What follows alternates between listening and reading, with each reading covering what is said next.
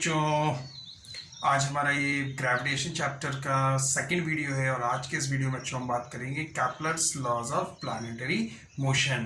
कि कैप्लर्स ने प्लैनेट्स का जो मोशन है उनको स्टडी किया और उनको स्टडी करने के बाद या हम ये कहें उन्होंने क्या नाम है कहीं से कुछ डेटा कलेक्ट किया हुआ और क्या नाम है उसमें कुछ लॉज दिए और उन्होंने अपने लॉ में प्लैनेट्स के बारे में क्या क्या बताया। ये सारी बातें आज के इस वीडियो में करेंगे और हो सकता है कुछ कैप्लर्स के थर्ड लॉ पे कुछ बेस्ड न्यूमेरिकल्स पे स्टडी करेंगे। तो this is Aziz and you watching your beautiful and cute channel miss Y education. चलिए वीडियो स्टार्ट करते हैं बच्चों।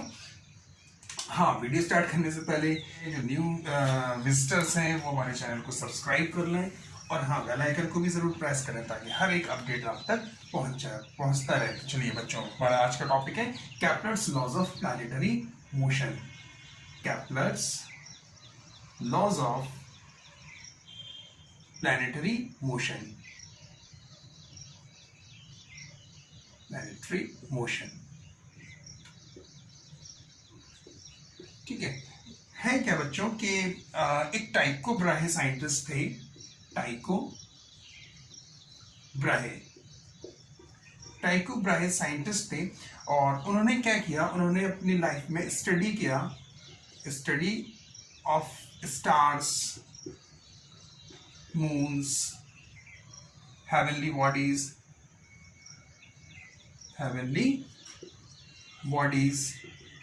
And collected the data। उन्होंने ये सारी चीजों पर स्टडी किया और डेटा कलेक्ट किया। अब जो कैप्लर साहब थे बच्चों, तो कैप्लर साहब आए, उन्होंने इन टाइको ब्राहे का जो डेटा कलेक्ट करके रखा था उस डेटा को समराइज किया। समराइज करने के बाद अपने 3 लॉज दिए। फिर आए कैप्लर्स, हमारे कैप्लर्स, ठीक है, जॉन्स कैप्लर, ठीक है, इन 1600 लगभग 16 सेंचुरीज के अराउंड कैप्लर साहब आए। कैप्लर्स ने क्या किया, summarise the data collected bye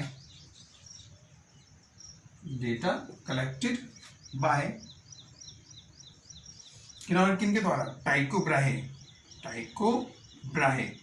Brahe ने जो डेटा कलेक्ट किया था उस डेटा को समराइज किया और समराइज करने के बाद and proposed 3 laws. Number 1, first law को बच्चों हम लोग कहते हैं लॉ ऑफ ऑर्बिट। जो फर्स्ट लॉ है कैप्लर का उसको बच्चों हम लोग कहते हैं law of orbit. Second law को हम लोग कहते हैं लॉ ऑफ एरियाज और जो थर्ड लॉ को हम लोग कहते हैं लॉ ऑफ पीरियड्स। ये बच्चों 3 लॉ दिए उन्होंने। अपने 3 लॉ में प्लैनेट्स के बारे में बताया कि प्लैनेट्स का रेवोल्यूशन कैसा है, ठीक है, प्लैनेट्स अगर जो एरिया कवर कर रहे हैं सन के साथ तो उनका एरिया कैसा है और क्या नाम है, एक प्लैनेट अगर सन से कुछ डिस्टेंस पर है और दूसरा प्लैनेट सन से अगर कुछ और डिस्टेंस पर है और पहले प्लैनेट का जो रेवोल्यूशन है या टाइम पीरियड है वो कुछ भी है और तो दूसरे प्लैनेट का टाइम पीरियड क्या होगा ये हम इस लॉ में जानेंगे, ठीक है। तो इन लॉ को समझने से पहले बच्चों हम थोड़ा सा बेसिक नॉलेज ले लें इलिप्स की। वैसे तो इलिप्स आपका मैथमेटिक्स का टॉपिक है लेकिन यहाँ पे इलिप्स की हमें थोड़ी सी जानकारी बेसिक होनी चाहिए अगर हमें इन लॉ को समझना है। तो मैं इलिप्स के बारे में ज्यादा डिटेल में नहीं जाऊंगा, सिर्फ बेसिक टर्म्स आपको इलिप्स के समझाऊंगा ताकि आपको इन लॉ को ईजिली समझ में आ जाए। नोट करना चाहो तो नोट कर लो, वैसे कुछ इतना इसका वो नहीं है, सिर्फ ये थोड़ा सा हिस्ट्री था जो मैंने आपको दिया। चलिए अब हम समझते हैं क्या इलिप्स आखिर क्या है। चलिए इलिप्स को समझने की कोशिश करते हैं कि आखिर इलिप्स में हमें क्या चीज बताई गई है। बेसिक टर्म्स तो समझ ही ले इलिप्स के, नहीं तो टॉपिक तो बहुत बड़ा है मैथमेटिक्स का। इलिप्स के बारे में समझना अगर है तो चलिए देखिए, इलिप्स होता क्या है बच्चों, एक सर्कल ही होता है लेकिन सर्कल को बस थोड़ा सा हम लोग दबा देते हैं जिसकी वजह से वो शेप, एक नया शेप बनता है। उस शेप को हम लोग कहते हैं इलिप्स। जैसे एग होता है या पोटैटो होता है, ठीक है, ये हमारा इलिप्स हो गया। इस तरह का जो शेप होता है इलिप्स। अगर हम इसको यहां से दबाएंगे तो सर्किल का रूप लेता जाएगा, और सर्किल को इस तरह से दबा दिया, कंप्रेस कर दिया, या सर्किल को ऐसे कंप्रेस कर दिया, तो जो शेप बन के आया वो हमारे पास क्या है, ellipse.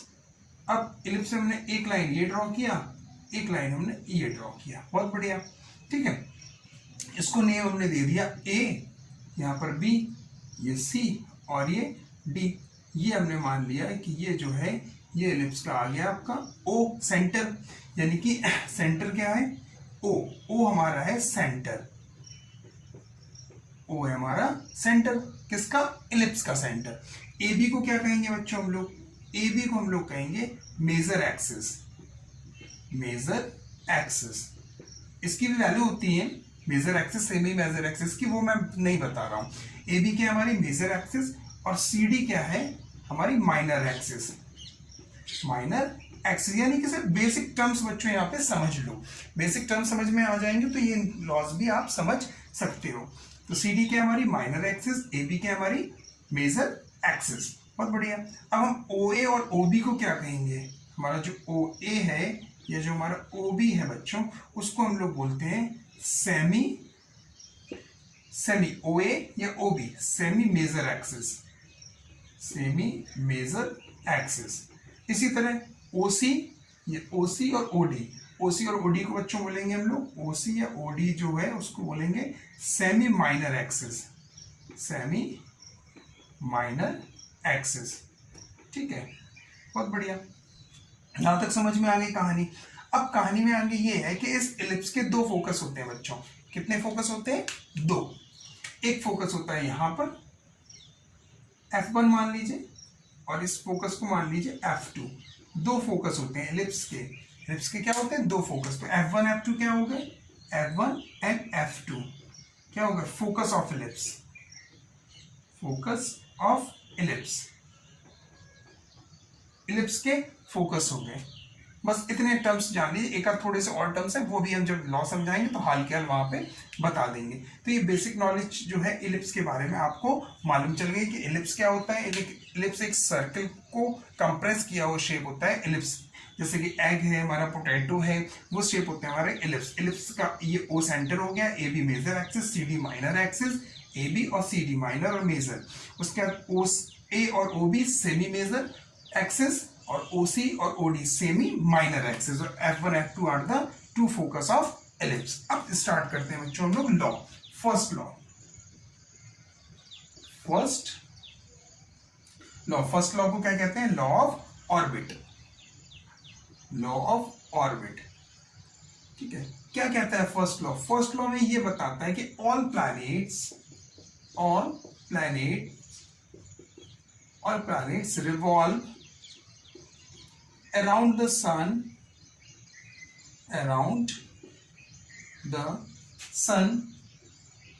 in an elliptical orbit,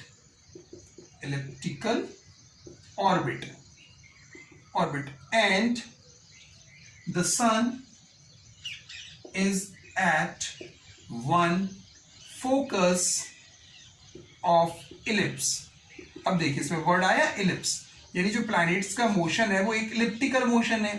कैसा मोशन है बच्चों, इलिप्टिकल। और सन क्या है, सन एक फोकस पर है इलिप्स के, यानी कि हमें इलिप्स के बारे में बेसिक नॉलेज चाहिए थी, इसलिए मैंने वो पहले ही आपको बता दी। अब लॉ समझते हैं। पहला लॉ ये कहता है कि जितने भी प्लैनेट्स हैं वो सन के चारों तरफ रिवॉल्व करते हैं एक इलिप्टिकल पाथ में, यानी प्लैनेट का जो पाथ हुआ बच्चों वो कैसा पाथ हुआ, इलिप्टिकल पाथ हुआ। देखिए इस तरह से ये हमने बना लिया एक इलिप्स, अपना शेप बना लिया इलिप्स का, ठीक है। ये एक्सिस बना ली इसकी, मेजर एक्सिस और माइनर एक्सिस, ये सेंटर हो गया, ठीक है। अब वो ये कह रहा है कि all the planets revolve around the sun. अब जितने भी प्लैनेट्स हैं ये एक रिवॉल्व करेगा, दूसरा यहाँ पर रिवॉल्व करेगा, फिर उसके बाद तीसरा, इस तरह से कई प्लैनेट्स रिवॉल्व करेंगे। लेकिन हम यहाँ पे सिर्फ एक ही शो कर रहे हैं। हमने मान लिया ये प्लैनेट है यहाँ पर P,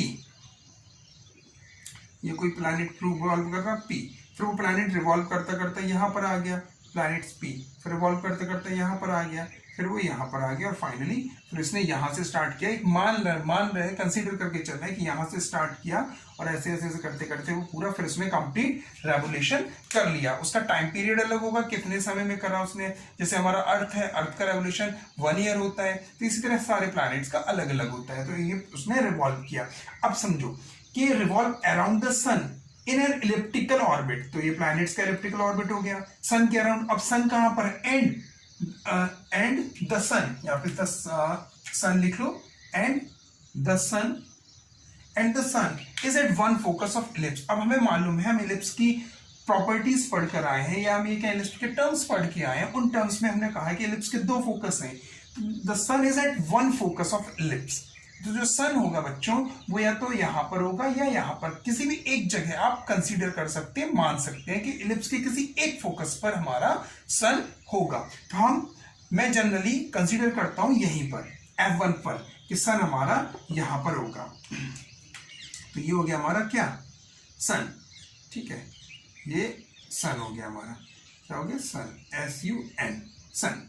ठीक है, तो बस ये लॉ कंप्लीट हो गया हमारा। क्या लॉ कह रहा है? कि लॉ ये कह रहा है कि all the planets revolve around the sun in an elliptical orbit, and the sun is at one focus of ellipse. और सन कहां पर है? इलिप्स के एक फोकस पर है। क्लियर? अब यहां से एक चीज हमें ये समझ में आ रही, इसमें एक ऑब्जर्वेशन मिल रहा कि जो प्लैनेट्स हैं कभी वो सन के पास है, कभी वो सन से दूर है या नहीं? बिल्कुल है। देखो बच्चों, यहाँ पर ये सन से पास, फिर दूर जा रहा है, ये दूर हो गया, फिर दूर पास आ रहा भर ये और पास आ गया। तो यानी ये कहने का मतलब ये है कि इस लॉ में एक चीज और समझ में आ रहा है कि सन से प्लैनेट्स की जो डिस्टेंस है वो हमेशा सेम नहीं होती है। कभी वो प्लैनेट सन के बहुत पास होता है, कभी वो सन के बहुत दूर होता है, लेकिन जब भी वो सन के क्लोजेस्ट होगा, क्लोजेस्ट कहां पर होगा? यहां पर, यही होगा क्लोजेस्ट, बिल्कुल पास में। देखिए अब जैसे यहां से ऊपर बढ़ता जाएगा, दूर हो रहा, यहां पर ये फारदेस्ट आ गया। यानी कि एक ऐसा पॉइंट होगा जहां पर वो सन, प्लैनेट सन के बहुत क्लोजेस्ट होगा और सन के बहुत फारदेस्ट होगा। तो जो क्लोजेस्ट पॉइंट होगा, मेरे बात को समझो, मेरी बात को नोट करो, कि जो सन से जो पॉइंट सन के बहुत क्लोजेस्ट होगा, उस पॉइंट को हम लोग कहते हैं पेरिफ्लॉन। क्या कहते हैं बच्चों? पेरिफ्लॉन।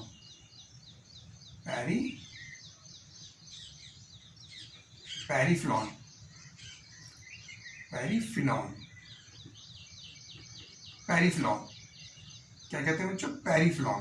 ठीक है, और जो पॉइंट सन से फारदेस्ट होता है उस पॉइंट को बच्चों कहते हैं लोग एफिलॉन। ठीक है, पेरिफ्लॉन, एफिलॉन। ठीक है, पेरिफ्लॉन और एफिलॉन, सन के क्लोजेस्ट वाला पेरिफ्लॉन, सन से फारदेस्ट वाला एफिलॉन। अब अगर आप इसको सन मानते हैं, सन यहां पर है, तो ये वाला पॉइंट हो जाएगा पेरिफ्लॉन और ये वाला पॉइंट हो जाएगा हमारा एफिलॉन। तो ये आपके ऊपर डिपेंड करता है कि आप सन को कहां पर प्लेस कर रहे हैं, किसी एक फोकस पर आपको प्लेस करना पड़ेगा। तो इसमें, इस लॉ में हमें ये चीज समझ में आई कि सारे प्लैनेट्स रिवॉल्व कर रहे हैं सन के अराउंड, एक इलिप्टिकल ऑर्बिट में, इलिप्टिकल पाथ में, और सन कहां पर है? इलिप्स के एक फोकस पर है। और इसमें ये भी समझ में आया हमें, उन्होंने ये भी बताया था कैपलर साहब ने, कि जो डिस्टेंस होगी प्लैनेट की वो सन से हमेशा सेम नहीं होगी, अलग दूर दूर, कभी पास में होगी, कभी प्लैनेट सन के पास होगा, कभी प्लैनेट सन के दूर होगा। ठीक है, समझ में आया? तो उन्होंने ये जब लॉ दिया था तो काफी आर्गुमेंट हुए थे, क्योंकि कैपलर्स के पहले ये माना जाता था कि प्लैनेट जो रिवॉल्व कर रहा है वो एक सर्कुलर ऑर्बिट में रिवॉल्व कर रहा है। लेकिन जब उन्होंने अपने लॉ को एक्सप्लेन किया तो सब ने आर्गुमेंट किया, लेकिन आफ्टर ऑल उन्होंने इसको प्रूव किया और सब उस पर एग्री हो गए। इसी वजह से आज हम उनके लॉ को समझते हैं। हाँ, अब बात ये आती है कि इन्होंने टाइको ब्राहे से कलेक्टेड डेटा को समराइज करके लॉस दिए, तो कुछ ना कुछ क्रेडिट हमारा टाइको ब्राहे को भी जाता है। कहीं कहीं किसी बुक में बच्चों देखना आप, या सीनियर क्लासेस में पढ़ोगे तो वहां पे रहता भी है कि टाइको ब्राहे कैपलर लॉ या कैपलर ब्राहे लॉ, इस तरह से दिया रहता है। चलिए नोट करिए, फिर हम सेकेंड लॉ को बताएं। ये चलो अच्छा लिखा रहेगा, तो सेकेंड लॉ फर्स्ट हो गया, रफ करें। चलिए नोट कर लीजिए, नोटेड डाउन। चलिए अब देखिए सेकेंड लॉ, ये भी रफ कर दें। सेकेंड लॉ में जितने भी डायग्राम समझाऊंगा तीनों लॉ में, तो मैं सन को F1 फोकस पर ही प्लेस करूंगा। चलिए सेकंड लॉ को और क्या कहते हैं बच्चों? Law of areas. चलिए ये लॉ क्या कहता है? ये लॉ हमें ये बताता है कि the line joining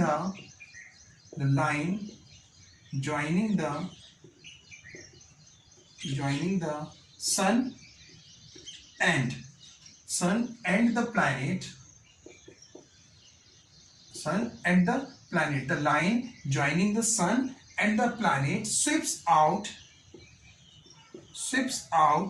equal area in equal interval of time। Law समझा रहे हैं, लिख लो फिर समझाते हैं। इन्होंने अपने इस लॉ में बताया, चलिए डायग्राम ड्रॉ करते जा रहे हैं, समझाते जा रहे हैं। ये हमारा इलिप्स, ठीक है, क्या हो गया, क्या है बच्चों? ये शेप इलिप्स का, बहुत बढ़िया। ये हमारा इलिप्स का शेप है, ये हमारा मेजर एक्सिस हो गया और ये हमारी माइनर एक्सिस होगी, बहुत बढ़िया। ये सन को हम कहाँ पर मान रहे हैं? यहाँ पर, इस फोकस पर, हमारा ये फोकस पर सन है, ये हमारा सन हो गया, ठीक है, ये हमारा सन हो गया, ये सन हो गया, ठीक है। अब उन्होंने ये कहा कि the line joining the sun and the planet sweeps out equal area in equal interval of time. अब हम मान रहे हैं कि कोई प्लैनेट है, वो यहां पर है, ठीक है, यहां पर है एक प्लैनेट P, थोड़ा और डिस्टेंस ले लो, इसको थोड़ा सा इस तरह से बना लें, हाँ अब सही है, ठीक है, अब सही है डायग्राम।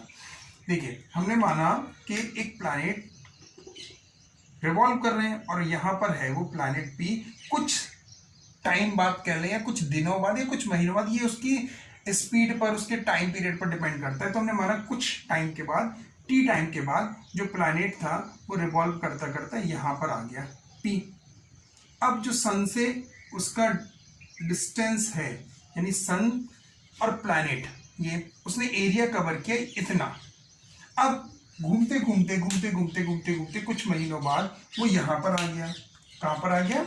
यहाँ पर, ठीक है, वही प्लैनेट यहाँ पर आ गया और वो यहाँ पर आ गया प्लैनेट, फिर कुछ टाइम बाद यहाँ पर आ गया। तो जो सन से उसने लाइन ज्वाइन करते हुए जो एरिया कवर हो रहा है, बात को समझना, सन से लाइन ज्वाइन करते हुए प्लैनेट के बीच में जो एरिया कवर हो रहा है, sweeps out equal area in equal interval of time. इसको रफ करें, चलिए देखिए, late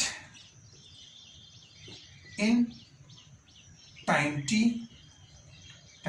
t area covered by planet A1 and again in time t area covered by planet A2।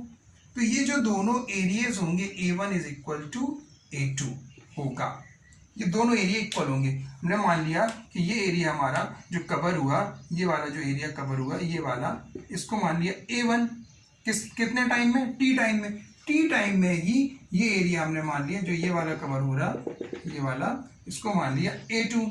तो ये जो दोनों एरियाज हैं बच्चों, को कैसे होंगे? इक्वल होंगे। कब? Equal interval of time. अब बात को समझना है, यहाँ पे लॉ को बहुत अच्छा कंसेप्ट यहाँ से मिलने वाला है हमें, कि वो ये कह रहे हैं कि सेम टाइम इंटरवल में जितना इस प्लैनेट को यहां से लेके यहां तक पहुंचने में जो टाइम लगा, उस टाइम पीरियड में जो भी एरिया कवर हुआ, वो एरिया कहीं पर भी प्लैनेट होगा, मैंने ये सिर्फ एक एग्जांपल लिया है, चाहे वो यहां पर हो, चाहे वो यहां पर हो, चाहे वो कहीं पर भी होगा, अगर उतने ही इंटरवल ऑफ टाइम में जो एरिया कवर हो रहा प्लैनेट और सन को ज्वाइन करने वाली लाइन से, वो एरियाज कैसे होंगे? इक्वल। तो एरियाज कैसे होंगे? इक्वल। ये हमारा सेकंड लॉ है, समझो। देखो अब यहां पर तो आपको दिख रहा है कि यहां पर जो प्लैनेट्स हैं उसने ज्यादा डिस्टेंस कवर की है, यहां पर प्लैनेट्स ने आपको दिख रहा है कम डिस्टेंस कवर की है। यहां से लेके यहां तक का डिस्टेंस T टाइम में, यहां से लेके यहां तक का डिस्टेंस टी टाइम में। इसका मतलब है यहाँ का डिस्टेंस उस प्लैनेट ज्यादा कवर कर रहा है, यहाँ का डिस्टेंस कम कवर कर रहा है। कम क्यों कवर कर रहा है? अगर वो उतना ही डिस्टेंस कवर करता जितना यहाँ पर, यहाँ से यहाँ तक पहुंचने वो डिस्टेंस कवर किया, अगर हम यहाँ से लेके यहाँ तक उतना ही डिस्टेंस कवर करता प्लैनेट, तो जो एरिया होता सन से ज्वाइन करने वाली लाइन का वो बढ़ जाता भाई, क्योंकि ये यहाँ से लेके यहाँ तक ज्यादा डिस्टेंस हो रही है तो एरिया क्या हो जाता, बढ़ जाता। लेकिन एरिया में इक्वल करना है लॉ के according, equal interval of time में। तो जो प्लैनेट रिवॉल्व कर रहे हैं सन के पास, उनका स्पीड समझना, उनका स्पीड ज्यादा है in comparison of planet farther from the sun. अगर वो प्लैनेट सन से दूर जा रहा है तो उसकी स्पीड कैसी हो रही है, कम हो रही है।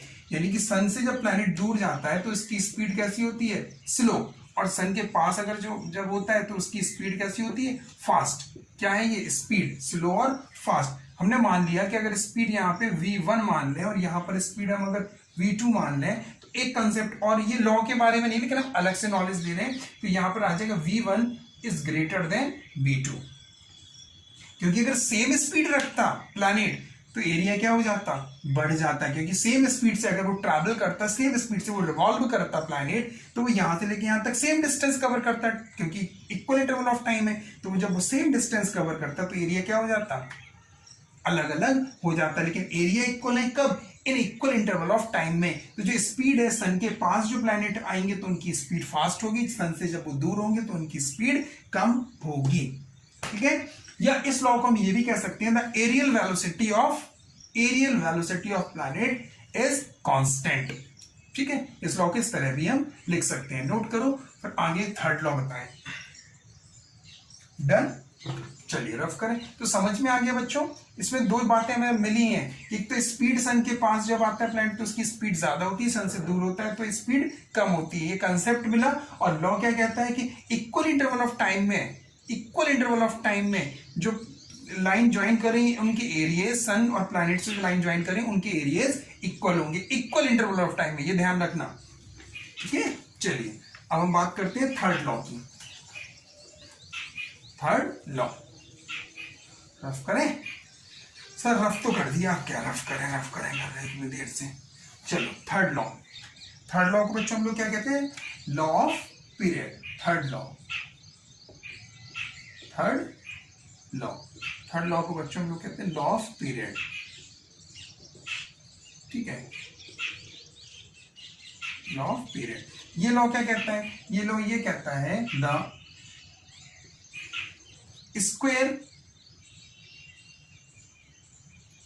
square of time period का मतलब the square of time taken by the planet to complete one revolution. तो मैं सिर्फ टाइम पीरियड लिख रहा हूं। टाइम पीरियड क्या कहलाता है, एक प्लैनेट का चारों तरफ रिवॉल्व करने का जो टाइम होता है उस टाइम को कहते हैं टाइम पीरियड। तो the square of time period, ये लिखना चाहो तो लिख लो ब्रैकेट में, time taken, square of time taken to complete, time taken by planet to complete one revolution is directly proportional to cube of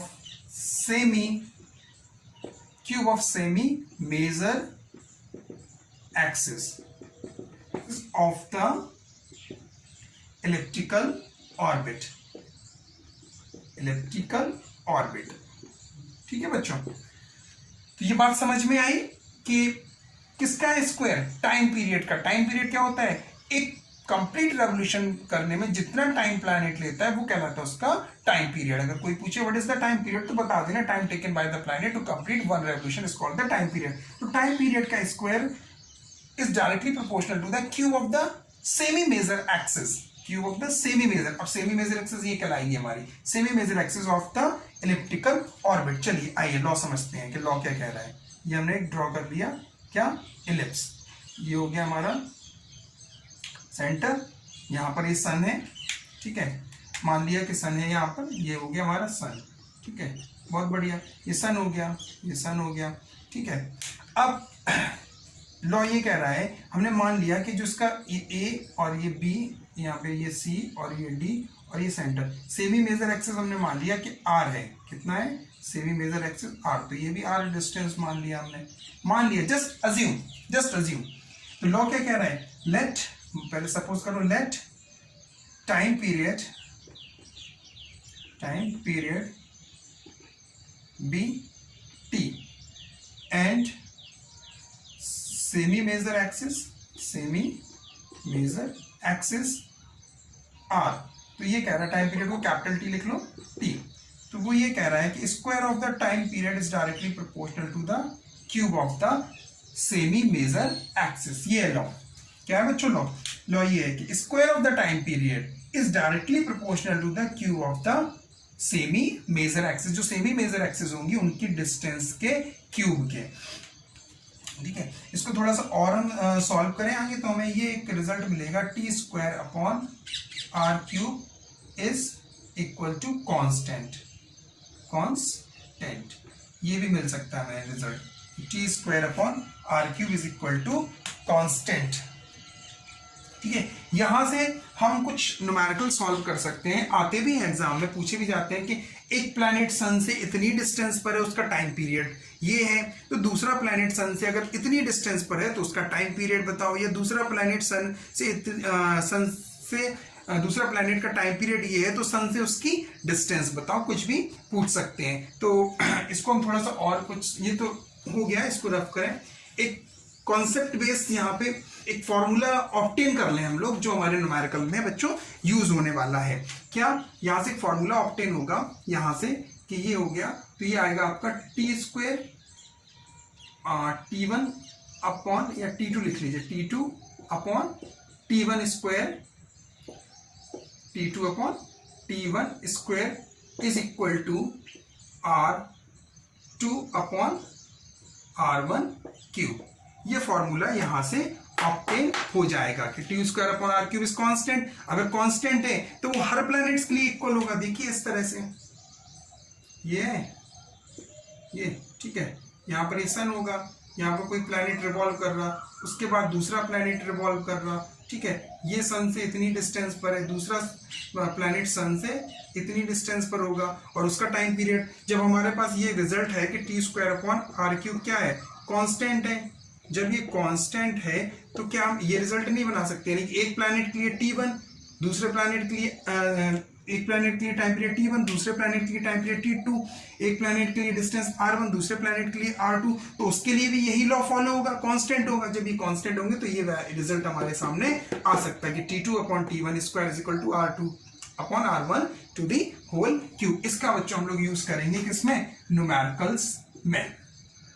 इसका यूज करेंगे बच्चों हम लोग न्यूमेरिकल्स में, ठीक है। तो ये समझ में आ गया कि ये कहां से आया, इस तरह से कि एक प्लैनेट रिवॉल्व कर रहा है, उसका टाइम पीरियड T1, दूसरे का टाइम पीरियड T2, और डिस्टेंस पहले प्लैनेट की R1 सन से, दूसरे की R2 सेमी मेजर एक्सिस की जो डिस्टेंस R1, फिर दूसरे वाले के लिए R2, तो इस तरह के लिए उसके लिए भी कांस्टेंट होगा, तो यहाँ पर आ जाएगा। जैसे ये वाली डिस्टेंस हमारी R1 हो गई, दूसरे प्लैनेट के लिए डिस्टेंस पूरी R2 हो जाएगी। इसी तरह तीसरा भी हो सकता है, तो तीसरा भी हम कर सकते हैं, ठीक है। चलिए तो इसको नोट करिए, फिर हम लोग चलते हैं न्यूमेरिकल्स पे। नोट करिए, नोट किया? चलिए रफ करें, फिर क्वेश्चंस सॉल्व करते हैं हम लोग। देखिए इसके पहले जो मैंने वीडियो बनाया था उसका मैंने डिस्क्रिप्शन में लिंक दे दिया था, वो भी हमारा वीडियो थोड़ा सा लेंथी हो गया था, लेकिन कंसेप्ट पूरे क्लियर हो गए थे, और जो numericals based concept based numerical थे वो भी मैंने उस वीडियो में कवर किए थे। तो मैंने डिस्क्रिप्शन में लिंक दिया है, वहां से आप देख सकते हैं कि यूनिवर्सल लॉ ऑफ ग्रेविटेशन क्या होता है, ग्रेविटेशनल फोर्स क्या होता है, और उसके कुछ न्यूमेरिकल्स, ठीक है बच्चों। ये भी वीडियो थोड़ा सा लेंथी तो नहीं कहेंगे, ठीक है, थोड़ा बहुत अगर लेंथी भी होता है, लेकिन कंसेप्ट पूरे क्लियर होना चाहिए एक ही वीडियो में, मेरा मानना ये है, ठीक है। चलिए तो कुछ न्यूमेरिकल से स्टार्ट करते हैं। फर्स्ट न्यूमेरिकल, पहला न्यूमेरिकल ये है कि a geostationary satellite is orbiting, question number first, a geostationary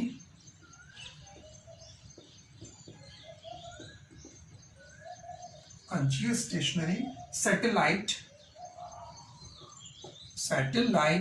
geostationary satellite is orbiting the earth, is orbiting the earth, is orbiting the earth at a height at a height, अच्छा question बच्चों, at a height 5r above the earth's surface, बहुत बढ़िया, earth surface, where r is the radius of earth, where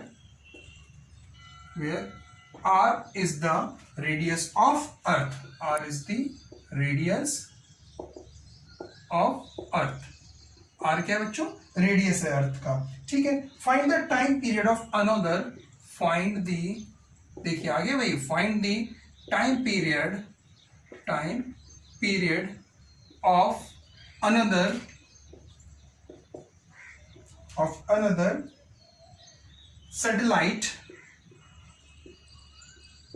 satellite, another satellite at a height of 2r, at a height of 2r from the earth's surface,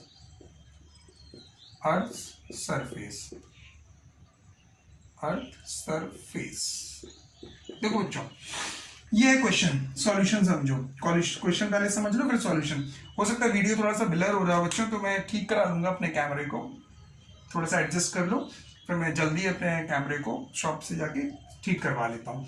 तो ये कह रहा है जियो stationery satellite, अब समझ रहे हैं जियो स्टेशनरी सैटेलाइट क्या होता है, नया वर्ड है, बताते हैं। जियो स्टेशनरी सैटेलाइट, सैटेलाइट तो मालूम है, लेकिन जियो स्टेशनरी सैटेलाइट क्या होता है उसके बारे में बताते हैं। Orbiting the earth at the height of 5r above the earth surface, बहुत बढ़िया।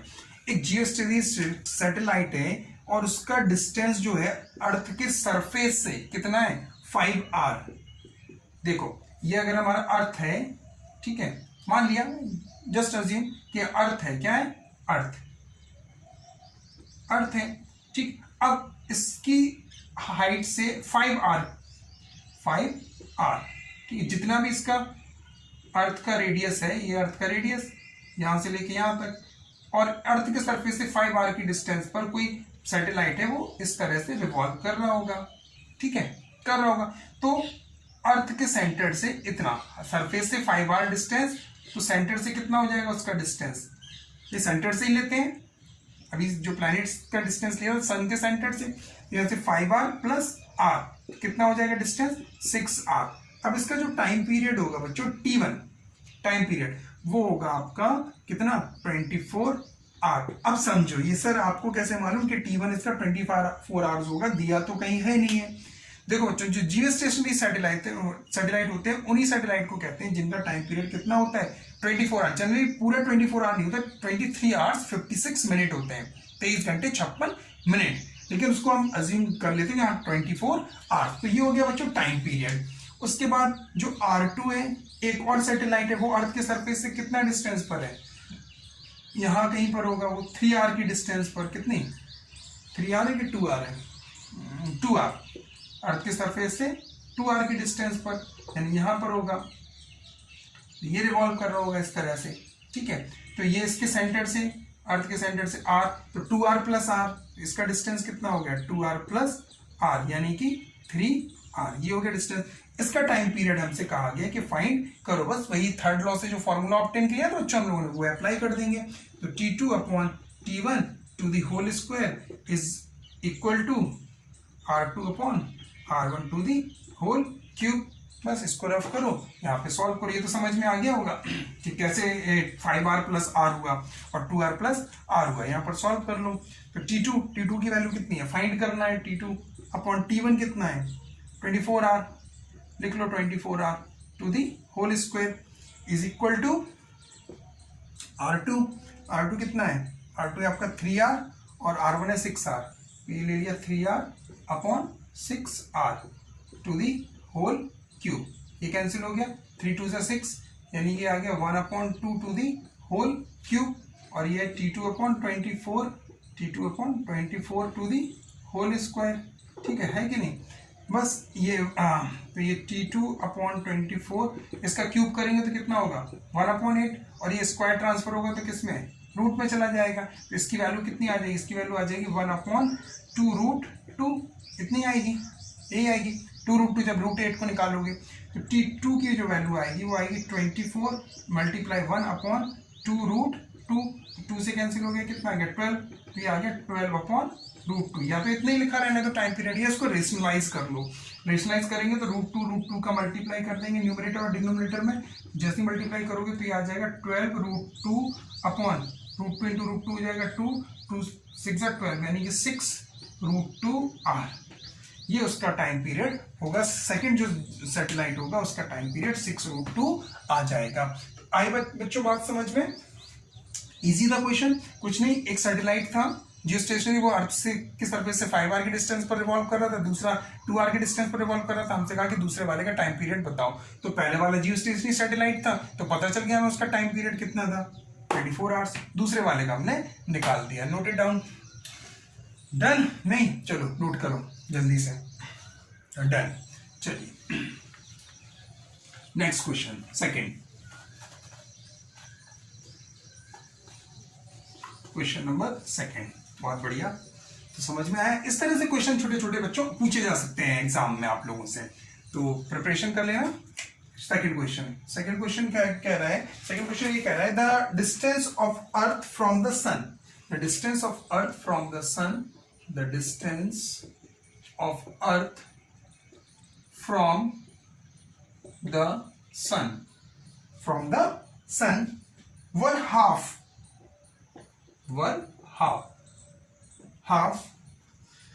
the present value, half the present value। अच्छा, so how many days will make 1 year, how many days will make, अच्छा question है बच्चों, will make 1 year। देखो question में ये कह रहा है, क्या कह रहा है क्वेश्चन में ये कह रहा है कि जो distance of earth from the sun were half, sun से जो अर्थ की प्रेजेंट डिस्टेंस है, सन की जो अर्थ से प्रेजेंट डिस्टेंस है, अगर उसको हम हाफ कर दें, कितनी कर दें, हाफ कर दें, तो बताओ कि अब उसको कितने दिन लगेंगे एक साल होने में, यानी एक रेवोल्यूशन का टाइम पीरियड बताओ, हमें ये कहा गया। चलिए, तो हमारे पास फॉर्मूला है T2/T1 to the whole square is equal to R2/R1 to the whole cube. हमें टाइम पीरियड बताना है, ठीक है। पहला टाइम पीरियड कितना होता है अर्थ का, अर्थ का अगर उतनी ही डिस्टेंस से रिवॉल्व कर रही जो उसकी है, तो उसका टाइम पीरियड कितना, 365 डेज, मालूम है 365 days to the whole square, बहुत बढ़िया। R2, अब वो R2 के बारे में क्या कह रहा है कि डिस्टेंस कितनी कर दी, हाफ, अगर पहले R है अब कितनी कर दी R/2, पहले की हमने मान ली R, दूसरी डिस्टेंस कितनी हो जाएगी, बात की सेकंड केस के लिए R/2, हाफ कह रहा है, अगर पहले जो सन से डिस्टेंस हमने R मानी तो कितनी हो गई R/2 to the whole cube, ये R से R कैंसिल हो गया, तो ये कितना आ जाएगा 1/8, होगा कि नहीं 1/8, अभी इसके पहले वाले में भी आया था, तो T2/365 ये चला जाएगा रूट में, तो T2 की जो वैल्यू आएगी वो आएगी 365 मल्टीप्लाई, ये कितना हो जाएगा 1/2√2, ठीक है, तो 1/2√2, बस इसको सॉल्व कर लो, इसमें √2 का मल्टीप्लाई कर दो, √2/√2, तो कितना आ जाएगा, ये हो जाएगा आपका 365√2 होगा, 2 से 4, इनको सॉल्व करोगे बच्चों तो ये आएगा आपका लगभग अप्रोक्सीमेटली 4 9 से 36, 4 9 से 36 और 4 1 जा 4 और 4 1 जा 4, 4 2 से 8, 4 5 से 20, 9125 इंटू 1.414, 91.25 इंटू 1.414, इनका जब मल्टीप्लाई करोगे तो लगभग आएगा 129 डेज। लो भैया 129 दिन, 129 डेज। अगर हम अर्थ से डिस्टेंस कम, सन से अर्थ का डिस्टेंस कम कर रहे हैं तो जो एक साल है वो कितने दिन की बचेगी, 129 दिन की, इसलिए डिस्टेंस जितनी है उतनी ही सही है। 365 डेज हम लोगों को मिल रहे हैं, ठीक है। अगर डिस्टेंस हम हाफ कर दें तो इतने दिन का टाइम पीरियड अर्थ का हो जाएगा रेवोल्यूशन का, ठीक है। नोट करिए, नोट इट डाउन, रफ करें।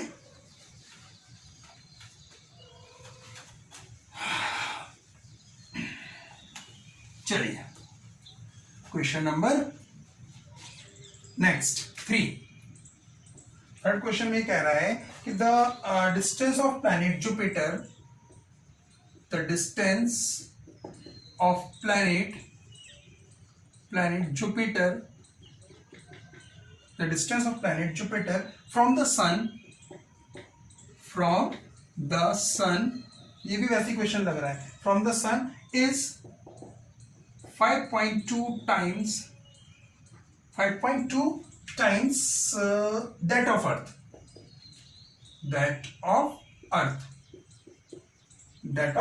Earth. अच्छा ठीक है। फाइंड द टाइम पीरियड, कहाँ गया? Find the time period of revolution of Jupiter around the sun. Find the time period, find the time period, क्या लिखा? find the time period of Jupiter, of revolution of Jupiter, ये लिखा है ना? हाँ, Jupiter around the sun, Jupiter around sun। ये भी वैसी क्वेश्चन है। चलो सॉल्यूशन देखो, उसमें ये कह रहा है कि distance of planet Jupiter from the sun, Jupiter की जो डिस्टेंस है सन से वो अर्थ के कंपैरिजन में कितना है? 5.2 times of that of earth. तो हमने मान लिया कि जो अर्थ का डिस्टेंस है वो कितना मान लिया? R1 ने मान लिया R, तो जो R2 कितना हो जाएगा? 5.2 R, इतना। और अर्थ का हमें मालूम ही है टाइम पीरियड, ठीक है। T2 हम फाइंड कर लेंगे, और अर्थ के लिए हमें टाइम पीरियड मालूम ही है, कितना रहता है? 1 ईयर या 365 डेज। तो बस यहाँ से अप्लाई कर दो, T2 upon T1 to the whole square is equal to R2 upon R1 to the whole cube। तो T2 upon 1 to the whole square, R2 कितना है? R2 है 5.2 R upon R कितना है? R1 R, या R से R cancel हो गए, क्यूब यहाँ सॉल्व कर लो। तो T2 upon 1 चलो लिखा रहे हैं, तो स्क्वायर ये कितना हो जाएगा? 552 upon 10 to the whole cube. बस इसको सॉल्व कर लेना, आ जाएगा आपका जो भी आ रहा हो। 2 5 10 या 5.2 ही लिखा रहेंगे तो ना, 5.2 टू दी होल क्यूब, ठीक है। तो ये आ जाएगा 5.2 इंटू 5.2 इंटू 5.2, और ये क्यूब आ जाएगा, स्क्वायर हो जाएगा। मतलब क्यूब किया तो 3 बार, फिर ये यहाँ से स्क्वायर गया, ट्रांसफर हुआ, तो कितना स्क्वायर रूट लग गया। तो 5.2 तो एक बाहर आ जाएगा, दूसरा 5.2 रूट में आ जाएगा, फिर वैल्यू आप निकाल लेना। तो यहाँ से देख लो, 5.2 इंटू इसको निकालोगे तो 2 पॉइंट समथिंग आएगा। तो इस तरह से कर लेना, जो भी आएगा वो ईयर में आ जाएगा। तो देखिए बच्चों, आज के इस वीडियो में हमने आपको कैपलर्स के 3 लॉस बताए, और टाइको ब्राहे के बारे में भी बताया कि टाइको ब्राहे से कैपलर्स ने चोरी कर लिए थे, क्या लो चोरी कर लिए थे, या उनसे समराइज करके अपने 3 लॉस दिए थे, law of orbit, law of areas और लॉ ऑफ पीरियड। और उसके बाद हमने थर्ड लॉ के बेस पर कुछ कॉन्सेप्ट बेस्ड न्यूमेरिकल्स, आपको यहाँ पे 2-3 क्वेश्चन बेस्ड न्यूमेरिकल्स कराए। तो बच्चों, अगर वीडियो पसंद आया तो लाइक करिए, शेयर करिए, और हमारे न्यू विजिटर्स जो अभी तक जिन्होंने सब्सक्राइब नहीं किया है तो प्लीज सब्सक्राइब करें, मुझे सपोर्ट करें। आप मुझे इंस्टाग्राम और फेसबुक पर भी फॉलो और लाइक कर सकते हैं।